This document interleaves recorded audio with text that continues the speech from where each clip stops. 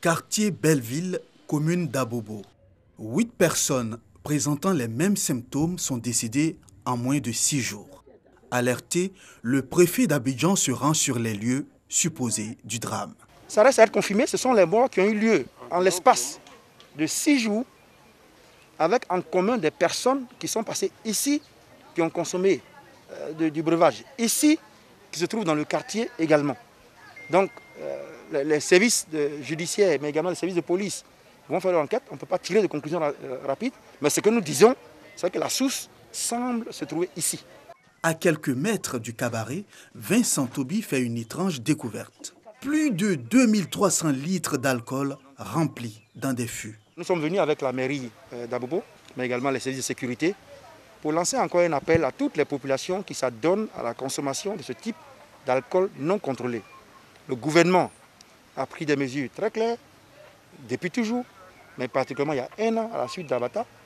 Et depuis les nouvelles mesures qui accompagnent la gestion de la crise du coronavirus, il y a encore des restrictions sur la fermeture des cabarets et des bars.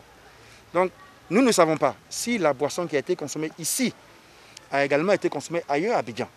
Donc nous lançons un appel à la vigilance des populations. Ne consommez pas les boissons qui ne sont pas autorisées par les autorités pour quelque usage que ce soit. En juin dernier, pareil drame s'était produit à Abata, dans la commune de Bingerville. On déplorait 10 morts. Le CIAPOL, le Centre ivoirien anti-pollution, qui avait conduit l'analyse toxicologique, a conclu que pendant la préparation de la liqueur artisanale appelée communément Koutoukou, le premier jus recueilli, le méthanol, et le troisième jus, le propanol 2, devaient être jetés car dangereux pour la consommation. Mais ces 2 produits ont été mélangés soit par accident, soit exprès au deuxième jus.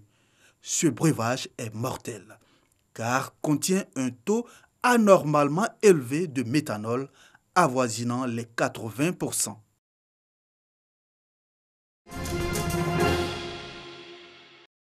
Quartier Belleville, commune d'Abobo, Abidjan. C'est ici que vit Fernand, enseignant d'un établissement privé laïque. Sans salaire depuis le mois de février dernier, son employeur vient de le mettre en chômage technique du fait de la fermeture des établissements. Les fondateurs nous ont donné d'eau. On ne sait plus à qui, c'est vers qui il faut partir. C'est très difficile actuellement, c'est très difficile. Voilà. Actuellement, nous sommes à la fin du mois. Mais jusqu'à présent, je me demande comment faire pour ma maison à la fin du mois. Donc c'est très compliqué. Le comble, il ne peut plus compter sur le soutien de sa femme. Commerçante, les mesures de confinement et de précaution qu'exige la lutte contre la pandémie du Covid-19 ont paralysé ses activités. Comme mon mari n'est pas payé régulièrement à l'école, donc quand le mois finit, on paye mon fonds de commerce qui est là. Je vais payer un peu de riz, payer la maison, en tout cas déjeuner des enfants, pour m'occuper seulement de la maison. Avant, je vendais, maintenant je n'arrive plus à vendre. Bon, en tout cas, vraiment, c'est difficile. Ce sont des milliers d'enseignants qui sont dans la même situation de précarité, selon le Cinéplacie, syndicat national des enseignants et des personnels du privé laïque de Côte d'Ivoire. Ces enseignants du privé s'opposent aujourd'hui à la vague de licenciement et de mise en chômage technique dont ils se disent victimes par la voix du Cinéplacie. Comment, dans une période comme celle-là, où vous avez les recettes d'avance, où, à cause du coronavirus, l'État a pris des décisions qui font que les loyers professionnels, le courant, l'eau, les charges sociales, les impôts, les charges d'éléments de fonctionnement n'existent plus. Vous ne pouvez pas dire dans cette même période-là que vous n'avez pas d'argent. Les enseignants et les personnels des établissements privés laïques de Côte d'Ivoire ne se contentent pas de s'opposer au chômage technique et au licenciement. Ils font une proposition. Nous disons à nos employeurs que la raison principale de la mise en chômage de nos camarades ne relève pas de l'article 16.11 du Code du travail, n'est pas une raison qui est de mise en chômage technique. Nous disons donc qu'elle relève de la maladie et que par conséquent, toutes les mises en chômage technique et tous les licenciements des enseignants et des personnes non enseignants du privé laïque sont nuls et de nul effet au regard de la loi.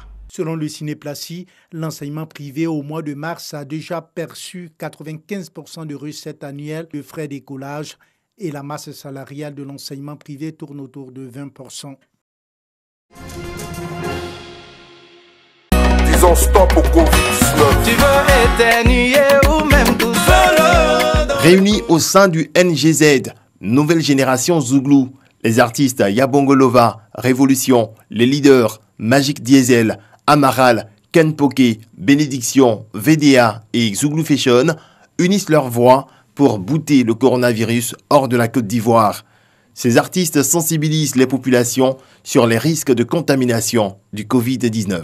Si je n'ai rien à faire dehors, moi je reste chez moi. Et si tu respectes les mesures d'hygiène, nous serons tous épargnés. Sauve-toi de ceux qui sont autour de toi. Respecte les règles d'hygiène, tu pourras sauver tout le monde. Le refrain de la chanson, un texte évocateur par lequel chacun de ces artistes met en chanson les mesures idoines arrêtées par le gouvernement afin d'éviter cette pandémie qui terrorise la planète entière. Avec ma collègue Maillot Jaune, nous nous sommes organisés pour ce projet-là.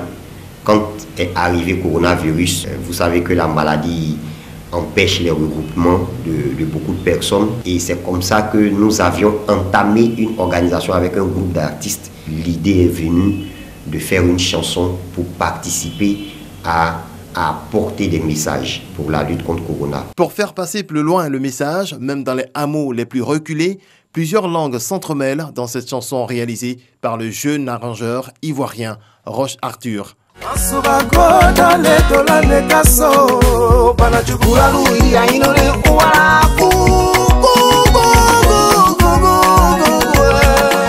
Anyamamu corona wa gue klonwa anyaki esasaeum Dagueyo guriregi amewala coronavirus. C'est une pandémie mondiale et nous à notre façon en tant qu'artistes, je pense que de par la chanson, les gens pourront comprendre le message qu'on veut faire passer. Avec des mélodies qu'il faut, les artistes de la sphère Zouglou disent donc stop au Covid-19.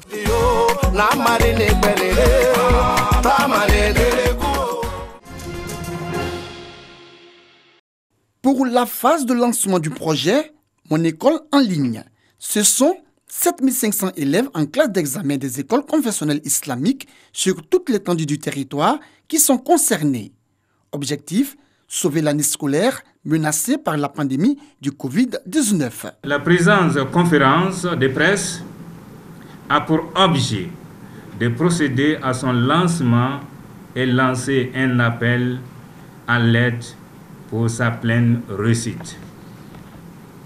Sont concernés par ces cours en ligne les élèves des classes d'examen arabo-islamique CM2, 3e et terminale. Nos cours sont accessibles sur site web www.oesi.ci, Facebook OESI Côte d'Ivoire, WhatsApp OESI officiel. L'Organisation des établissements d'enseignement confessionnel islamique OESI invite les parents d'élèves à s'impliquer pour la bonne marche du projet. Nous attirons l'attention des autorités nationales et des bonnes volontés sur les conditions de vie des dizaines de milliers de fondateurs et enseignants confessionnels islamiques qui, du fait de la fermeture des écoles islamiques, se retrouvent avec leurs familles sans ressources à l'entame du mois béni de Ramadan. Le projet Mon école en ligne des écoles confessionnelles islamiques dispense chaque jour 15 à 20 minutes de cours en arabe et en français sur Internet. Les examens de fin d'année, selon les responsables de l'OESI, dépendront du feedback des cours en ligne déjà disponibles.